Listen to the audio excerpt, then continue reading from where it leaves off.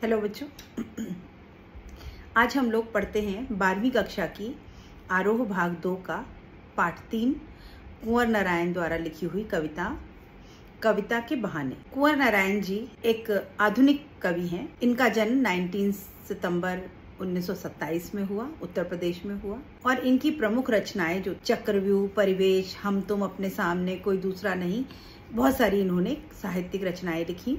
इनको बहुत पुरस्कार मिले, जिसमें से साहित्य अकादमी पुरस्कार, कुमारन आशान पुरस्कार, व्यास सम्मान, प्रेमचंद पुरस्कार, लोहिया सम्मान, कबीर सम्मान और ज्ञानपीठ पुरस्कार मिला। और इनका निधन दिल्ली में सन 2017 में इनका निधन हुआ। इन्होंने जो काव्य लिखा बच्चों, उनकी विशेषता क्या थी कि आलोचक मानते हैं कि उनकी कविता में व्यर्थ का उलझन, अखबारी सतहीपन और वैचारिक धुंध के बजाय संयम, परिष्कार और साफ सुथरापन है। मतलब कविता में सब कुछ बहुत साफ साफ लिखा हुआ है। बहुत ज्यादा बात को उलझा के नहीं कहा गया, बड़ा साफ सुथरे ढंग से, सहज ढंग से बताया गया। और संयम है, धैर्य के साथ काम है और साफ सुथरापन है। मतलब बड़ी आसान सी इनकी कविताएं और इनका कार्य रहा। भाषा और विषय की विविधता उनकी कविताओं के विशेष गुण माने जाते हैं। और उनकी विशेषता क्या थी कि उनकी भाषा में भी विविधता थी और विषय में भी विविधता थी। बड़े तरह तरह के इन्होंने विषय चुने, अपनी भाषा में भी बड़े अलग अलग रंगों में इन्होंने कविताएं लिखी हैं। और इनमें यथार्थ का खुरदरापन भी मिलता है और सहज सौंदर्य भी। यथार्थ का खुरदरापन, यथार्थ मतलब जो वास्तविकता है। वास्तविकता कैसी है? वास्तविकता कोई कल्पना नहीं है, कोई सपना नहीं है। जीवन की सच्चाई कैसी है? कड़वी है। और सहज सौंदर्य, एक सौंदर्य भी है। तो इनकी कविताओं में आपको सौंदर्य भी देखने को मिलेगा और वो खुरदुरापन, जो यथार्थ का, जो सच्चाई है, वास्तविकता है जीवन की, वो भी आपको देखने को मिलेगा। अभी आप इनकी जो लास्ट की पंक्तियां हैं उसके बारे में देखें। इनकी तटस्थ वीतराग दृष्टि नोच खसोट, हिंसा प्रतिहिंसा से सहमे हुए एक संवेदनशील मन के आलोड़नों के रूप में पढ़ी जाती है। अभी इनकी जो दृष्टि है उसमें क्या है, जितना भी ये मोह माया है, नोच खसोट दुनिया में जो मची हुई है, उसका छीन लो, उसका लूट लो, एक दूसरे के साथ हिंसा, हिंसा के बदले में हिंसा, और सहमा हुआ, डरा हुआ मन और हमारी संवेदनशील मन, इन सबको आप उनके कविताओं में देख, सारा रूप आपको उनके कविताओं में देखने को मिलेगा। जो कविता हम पहली पढ़ने जा रहे हैं, कविता के बहाने, उस कविता का सार क्या है, वो क्या कहना चाहते हैं, इन पंक्तियों में देखें। यहाँ पर कुंवर नारायण की 2 कविताएं ली गई हैं। पहली कविता है कविता के बहाने, जो इन दिनों संग्रह से ली गई। इन दिनों एक संग्रह था, कविताओं का संग्रह, उसमें से एक कविता ली गई है।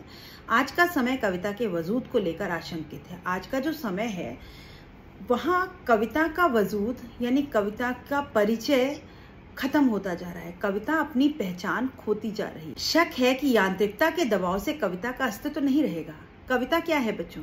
कविता हमारे मन के उद्गार हैं, जो एक कवि कहीं एकांत में बैठ करके अपने मन के भावों को शब्दों के बहाने लिखता है और हमको पढ़ने को मिलती है। लेकिन हम कैसे यांत्रिक हो गए हैं, मैकेनिकल हो गए हैं। तो इस मैकेनिकल जिंदगी में, इस यांत्रिक जिंदगी में कविता अपना परिचय खोती जाती है। आज अच्छे कवि मुश्किल से मिलते हैं और जो कविताएं हैं उनमें लय, ताल, सुर, सौंदर्य खत्म होता जा रहा है। तो कवि को बहुत तकलीफ है कि कविता अपना परिचय खो रही है। उसके ऊपर इन्होंने ये कविता, ऐसे में यह कविता की अपार संभावनाओं को टटोलने का एक अवसर देती है। ये जो कविता है, इसमें वो बता रहे हैं कि कविता में कितनी संभावनाएं हैं, कविता क्या क्या कर सकती है। ये बताने के लिए उन्होंने ये कविता लिखी है कि कविता में बहुत अर्थ होता है, कविता बहुत दूर तक जा सकती है, कविता की सोच बहुत दूर तक जा सकती है। कविता का आनंद जो है वो थोड़ा समय का नहीं होता, चिर आनंद प्राप्त होता है, हमेशा के लिए प्राप्त होता है। तो ये इस कविता का भाव है। अभी कविता देखते हैं।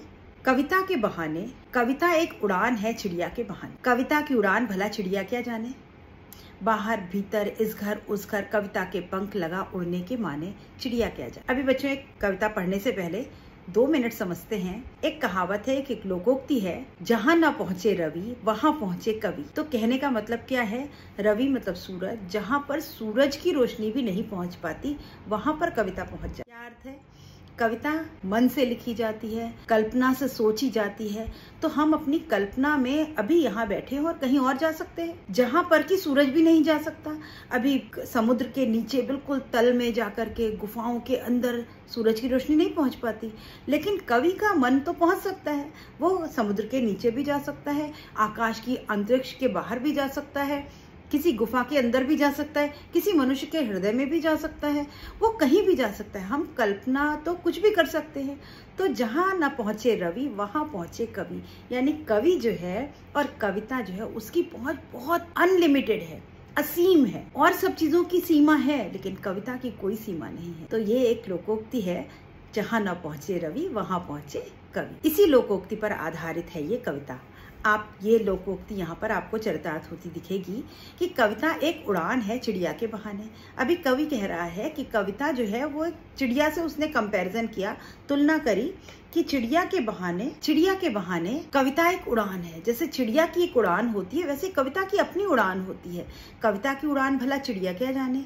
अभी चिड़िया को तो अपनी उड़ान पता है ना, कि उसको मालूम है बस वो इतना ही उड़ सकती है। हर पक्षी जो है उसकी एक सीमित उड़ान होती है। जैसे मोर जो है वो छोटी सी उड़ान ले पाता है, छोटी चिड़ियाँ और ऊपर उड़ सकती हैं, चील और बाज और हाइट तक जा सकते हैं। तो सबकी एक सीमा है, लेकिन कविता की सीमा चिड़िया को नहीं पता।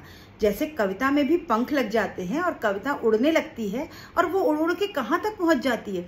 हमारे किसी भी कल्पना लोक में, परिलोक में, आकाश में, पाताल में, स्वर्ग में, नरक में, कहीं भी पहुँच सकती है। लेकिन चिड़िया को नहीं पता कि कविता की सीमा क्या है। बाहर भीतर इस घर उस घर, कविता के पंख लगा उड़ने के माने चिड़िया क्या जाने।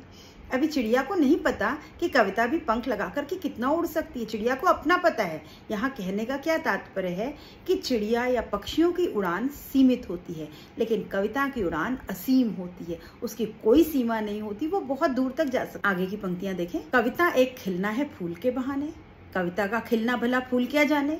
बाहर भीतर इस घर उस घर, बिना मुरझाए महकने के माने फूल क्या जाने। अभी यहाँ पर कविता की तुलना किससे कर दी गई? फूलों से कर दी गई। अभी फूल क्या करता है? उसमें सौंदर्य होता है, उसमें रंग होते हैं, उसमें खुशबू होती है, सुगंध होती है। वो सुगंध बहुत दूर तक फैलती है, लेकिन फैलने की सीमा है। फूल के जीवन बहुत छोटा जीवन होता है, अल्प जीवन होता है। आज खिला, 2 दिन खिला रहेगा, 3 दिन खिला रहेगा, उसके बाद मुरझा जाएगा, मुरझा के झड़ जाएगा। यानी फूल की एक सीमा है, एक उम्र है। वो उसका सुगंध जो है वो भी उसकी भी सीमा है। लेकिन कविता की सीमा, कविता की सुगंध, कविता का जीवन फूल को नहीं पता। तो फूल क्या जाने कविता के बहाने। यानी फूल को नहीं पता कि कविता उससे भी ज्यादा सुगंध फैला सकती है, उससे भी ज्यादा दीर्घायु हो सकती है, उससे भी ज्यादा सुंदर हो सकती है, उससे भी ज्यादा रंगीन हो सकती है। कविता का खिलना भला फूल क्या जाने। जब कविता खिलती है, कविता भी एक फूल की भांति है। जिस समय कवि कविता लिख रहा होता है, उस समय वो किस रूप में होती है? कली रूप में होती है। और जब लिख करके तैयार होती है कविता, तो वो एक फूल हो जाती है, और एक ऐसा सुंदर फूल जिसका की रंगत होती है, रंग होती है, खुशबू होती है। और वो खुशबू यानी वो आनंद आप सालों साल, सदियों तक ले सकते हैं। तुलसीदास जी के द्वारा लिखा हुआ रामचरितमानस किस युग का है, और आज भी हम उसको पढ़ते हैं और उसका आनंद लेते हैं। तो काव्य जो है उसका आनंद की कोई सीमा, कोई उम्र नहीं है। लेकिन फूल की सीमा है, उम्र है, सुगंध है। वो एक दिन मुरझाएगा जरूर। तो फूल को कविता की सीमा के बारे में नहीं पता। आगे उन्होंने किससे तुलना करी? कविता एक खेल है बच्चों के बहाने, बाहर भीतर यह घर वह घर, सब घर एक कर देने के माने बच्चा ही जाने। अभी यहाँ पे उन्होंने तुलना कर दी बच्चों से कि बच्चे जैसे होते हैं वैसे ही कविता होती है। जैसे बच्चों के खेल होते हैं वैसे कविता भी खेल करती है। कभी पैसों पे कविता लिख दी जाती है, कभी देश पे लिख दी जाती है, कभी गुलाब पे लिख दी जाती है, कभी चांद पे लिख दी जाती है, कभी माँ पे लिख दी जाती है। कोई भी विषय हो सकता है। जैसे बच्चे होते हैं, कभी यहाँ खेलते हैं, कभी वहाँ खेलते हैं। खेलते खेलते वो पड़ोसी अंकल के गार्डन में घुस जाते हैं, वहां जाके वो तोड़फोड़ कर देते हैं। बॉल फेंकी, उसका शीशा टूटा, उसका दरवाजा टूटा, उसके फूल तोड़ दिए। वो ये नहीं सोचते कि ये अंकल का घर है, ये पड़ोसी अंकल का घर है, ये किसका घर है। ना तो वो जाति देखते हैं, ना वो धर्म देखते हैं, ना कोई ऊंच नीच देखते हैं। बच्चे जब खेलते हैं, जब मस्त हो जाते हैं, तो वो किसी भी भेदभाव को नहीं जानते, वो बिना भेदभाव के खेलते हैं। बच्चे जब बाहर खेलने निकलते हैं तो उनके मन में कोई भेदभाव नहीं होता। बच्चे मन के सच्चे।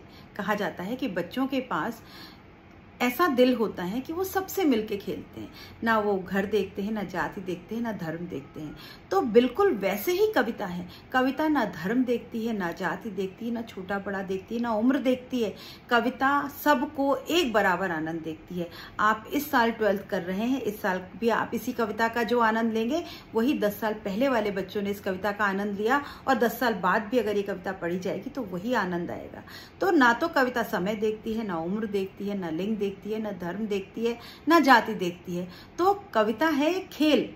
जैसे बच्चों के खेल होते हैं मनोरंजक खेल, वैसे ही कविता भी एक खेल है। यह घर, वह घर, इस घर में भी, उस घर में भी, जहां चाहे वहां कविता पढ़िए और उसका आनंद लीजिए। सब घर एक कर देने के माने, सब घर एक कर देना यानी सबको समान रूप से देखना। बच्चे जैसे सारे घरों को अपना मान लेते हैं, बच्चों को तो रोकना पड़ता है, अंकल के घर नहीं जाना, वो डांटेंगे। बच्चे तो जब मर्जी आती, जहां मर्जी आती है वहां चले जाते हैं। तो कविता भी वैसी है। आप पढ़ें, हम पढ़ें, पड़ोसी पढ़े, हिंदू पढ़े, मुसलमान पढ़े, सिख पढ़े, ईसाई पढ़े, गरीब पढ़े, अमीर पढ़े, कोई भी पढ़े, उसको आनंद, वही आनंद प्राप्त होगा। तो कविता की तुलना किससे की गई? बच्चों से की गई। और बच्चों से तुलना सार्थक तुलना है, क्योंकि कविता बिल्कुल बच्चों की तरह होती है, बिना किसी भेदभाव के सबको एक सा आनंद वो देती है। तो यहाँ पर कविता का जो सौंदर्य है उसका वर्णन किया कवि ने। और कवि यही चाहता है कि जो काव्य लेखन है, कविता है, वो लिखी जाए। आज के इस यांत्रिकी समाज में जो मैकेनिकल होती जा रही है हमारी जिंदगी, उसमें कविता हमें वो सुख देती है। और इसीलिए बच्चों, हिंदी में अगर आप कविता पढ़ते हैं और थोड़े से भाव से पढ़ते हैं तो आपको बहुत आनंद आता है। थोड़ी देर आप कोई कविता पढ़िए, आपको सारे दुख दर्द भूल जाएंगे। और अगर हो सके तो खुद भी लेखनी का कार्य करिए। हमारे मन में भी भाव होते हैं, हर इंसान के अंदर एक कवि छुपा हुआ है। आप भी चाहें तो आप भी लिख सकते हैं, और लिखते हैं, बच्चे बहुत सुंदर कविताएं लिखते हैं। तो ये थी छोटी सी प्यारी सी कविता, कविता के बहाने। अब इस कविता में बच्चों जो विशेष है वो देखिए। कविता के बहाने, यहाँ पर कविता का मानवीकरण कर दिया गया है। कविता को एक जीवित, जीती जागती वस्तु के रूप में यहाँ पर प्रस्तुत किया गया है।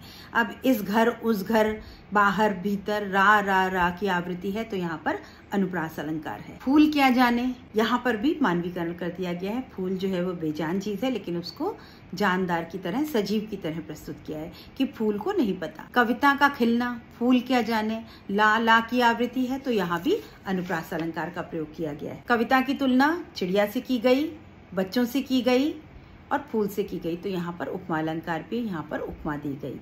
और साथ ही ये कविता भी कोई छंद नहीं है, कोई मात्राएं नहीं है, कोई वार्णिक छंद नहीं है। छंद मतलब किसी पैटर्न में कविता को बांध कर लिखा जाता है, किसी नियमों में बंधी हुई कविता नहीं है। ये बिल्कुल ऐसी कविता है जैसे कोई गद्य लिखता है, बस मन की बात सीधे साधे शब्दों में आपके सामने रख दी गई है। लेकिन कविता में प्रवाह है, लय है और सुर है। तो ये कविता बहुत सुंदर छोटी सी कविता है, ये आप इसके विशेष में लिख सकते हैं। आई होप बच्चों आपको इस कविता समझ में आई होगी, और अगर ना समझ में आए तो बार बार रिपीट करके देखिए। मेरे चैनल को लाइक, शेयर, सब्सक्राइब करिए। और बच्चों कमेंट लिखिए, मैं आप लोगों से बार बार कह रही हूँ, कमेंट लिखिए। आपके कमेंट्स मुझे प्रोत्साहित करेंगे, मुझे मोटिवेट करेंगे कि मैं आपके अपने इस जो कंटेंट बना रही हूँ इसमें और कुछ सुधार कर सकूँ। तब तक के लिए गुड बाय, मिलते हैं अगले वीडियो में।